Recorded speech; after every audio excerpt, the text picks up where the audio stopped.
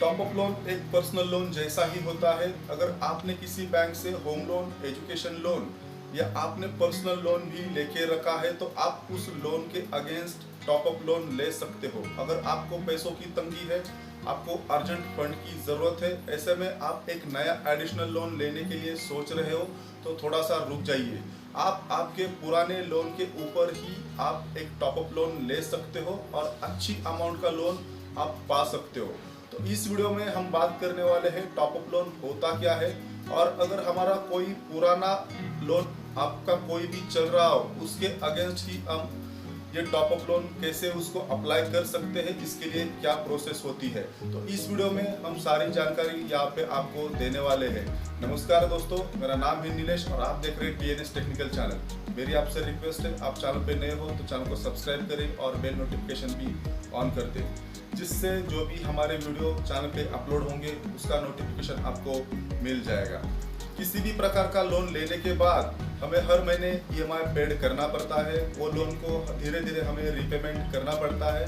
ऐसे में हमें तंगी होना, हमें पैसों की कमी होना, ये यहाँ पे नॉर्मल चीज़ है। बहुत सारे लोग जब भी कोई लोन परचेस करते हैं, किसी भी बैंक से वो लोन लेते हैं, उसके बाद उनको थोड़ी सी पैसों की तंगी या प्रॉब्लम क्रिएट हो जाती है। लेकिन ऐसे में बहुत सारे लोग अलग से पर्सनल लोन के लिए अप्लाई करना चाहते हैं, अलग से पर्सनल लोन लेना चाहते हैं। तो यहाँ पे आपको, अगर आपका होम लोन हो या एजुकेशन लोन हो या आपका पहले पर्सनल लोन भी क्यों ना हो, तो ऐसे में आपको अलग से कोई प्रोसेस करने की ज़रूरत नहीं होती है। क्योंकि अलग से अगर आप प्रोसेस करोगे तो उसकी फॉर्मेलिटी भी अलग होती है और उसके चार्जेस भी यहाँ पे आपको ज़्यादा लग सकते हैं। और आपका यहाँ पे होम लोन हो या पर्सनल लोन हो या एजुकेशन लोन हो, आपको अगर इंस्टेंट पैसों की ज़रूरत है, अर्जेंट नीड है, तो आप उसी लोन के अगेंस्ट यहाँ पे टॉप अप लोन ले सकते हो। और आपने जो बैंक से पहले लोन लिया है उसी बैंक में आप अप्लाई कर सकते हो। तो इसे ही हम टॉप अप लोन कहते हैं, जो लोन के अगेंस्ट ही हमें लोन मिल जाता है, अलग से एडिशनल लोन लेने की कोई भी ज़रूरत नहीं है। तो अब हम बात करेंगे कि हम टॉप अप लोन कैसे ले सकते हैं, इसकी क्या प्रोसेस होती है और टॉप अप लोन हमें कैसे मिलता है। यहाँ पे मैं आपको एक एग्जांपल दे देता हूँ। मान लीजिए कि आपने कोई एक एजुकेशन लोन ले लिया है, वो आपने 10 लाख रुपए ले लिया है और उसका जो टेन्योर था, आपको उसका जो रीपेमेंट कंप्लीट करना था वो भी यहाँ पे 10 साल था। तो यहाँ पे आपने लोन लेने के बाद आज तक आपने 5 साल आपको पूरे हो गए हैं, यानी कि आपने 5 साल यहाँ पे ईएमआई कंप्लीट कर दिए हैं। तो मान लीजिए कि यहाँ पे आपने 5 लाख रुपए रीपेमेंट के द्वारा वो पेड कर दिए हैं और ऐसे में आपको यहाँ पे 5 लाख रुपए और पेड करने हैं और आप चाहते हो कि आपको उसी लोन के अगेंस्ट टॉप अप लोन लेना है। जब आपने वो लोन ले लिया था, आपने 10 लाख रुपए का लिया था, 5 लाख रुपए आपने रीपेमेंट कर दिया है, तो आप उसी लोन के अगेंस्ट 5 लाख रुपए के लिए आप टॉप अप लोन के लिए अप्लाई कर सकते हो। तो यहाँ पे डिपेंड है कि आपका यहाँ पे सिविल स्कोर कितना है, यहाँ पे आपने रीपेमेंट कैसे किया है, जो ईएमआई आपने कैसे भरे हैं उस पर आपका डिपेंड होगा। तो यहाँ पे आपको उसी लोन के अगेंस्ट कोई भी बैंक टॉप अप लोन देने के लिए आपको मना नहीं करेगा, क्योंकि 5 साल पहले ही आपने यहाँ पे रीपेमेंट टाइम टू टाइम कर दिया है। 5 साल में आपका इनकम भी यहाँ पे इंक्रीज हो गया होगा। तो आप जो लोन लिए थे 10 लाख रुपए, उसका आपने रीपेमेंट कर दिया है 5 लाख रुपए। तो ऐसे में आपको फिर से यहाँ पे उसी लोन के अगेंस्ट आपको 5 लाख रुपए यहाँ पे मिल जाएंगे, उससे भी ज़्यादा आपको मिल जाएंगे। आपको कोई भी बैंक आपको मना नहीं करेगा टॉप अप लोन देने के लिए। तो यहाँ पे उसके जो इंटरेस्ट होते हैं, जो इंटरेस्ट चार्जेस होते हैं, अगर हम अलग से कोई भी एडिशनल लोन लेते हैं, पर्सनल लोन लेते हैं, तो वहाँ पे हमें 15-16% से इंटरेस्ट देना पड़ेगा।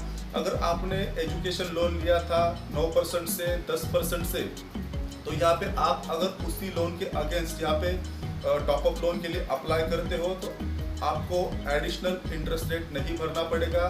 ज़्यादा से ज़्यादा आपको 0.5% या 1% ही यहाँ पे उस लोन के ऊपर आपको इंटरेस्ट ज़्यादा लगाया जाएगा। अगर आप पर्सनल लोन के लिए अलग से अप्लाई करते हो तो उसके लिए आपको 15 से 16% यहाँ पे आपका इंटरेस्ट रेट हो जाएगा।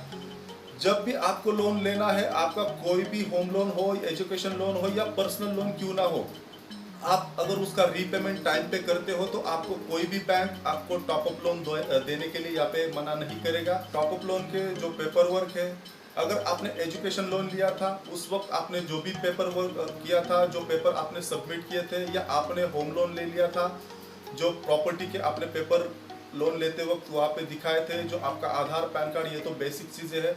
अगर आप होम लोन के ऊपर टॉप अप लोन लेना चाहते हो तो आपको फिर से यहाँ पे टॉप अप लोन लेने के लिए वो प्रॉपर्टी का पेपर आपको देना पड़ेगा, जो भी आपने वहाँ पे पहले सबमिट किया था, तो आपको ये सारी चीज़ें यहाँ पे फिर से रिन्यू करनी पड़ेगी।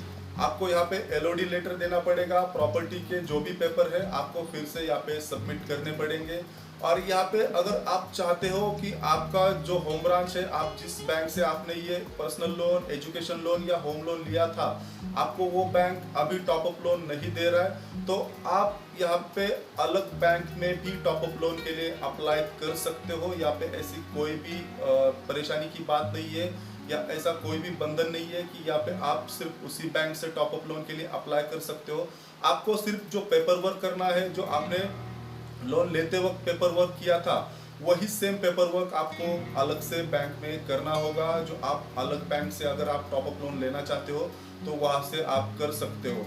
तो अगर आपके पास ये सारे डॉक्यूमेंट हो जाएंगे और आपने अगर हर वक्त टाइम पे पेमेंट किया है, रीपेमेंट किया है, तो आपको 100% यहाँ पे टॉप अप लोन किसी भी बैंक से मिल जाएगा। बहुत सारे लोगों का कहना है कि टॉप अप लोन का जो प्रोसेस होता है, टॉप अप लोन का जो इंटरेस्ट चार्जेस होता है, वो पर्सनल लोन जितना ही होता है। टॉप अप लोन एक पर्सनल लोन के जैसा ही है, पर्सनल लोन ही है, क्योंकि हमें जब भी इंस्टेंट पैसों की ज़रूरत होती है तो हम लोन के अगेंस्ट ही यहाँ पे लोन ले लेते हैं। लेकिन आपका जो भी पहले इंटरेस्ट रेट जा रहा है उस लोन के लिए, उसके ऊपर ही आपको यहाँ पे 0.5% या 1% से ही यहाँ पे इंटरेस्ट रेट लगाया जाएगा, ना कि पर्सनल लोन के इतना इंटरेस्ट रेट आपको यहाँ पे लगाया जाएगा।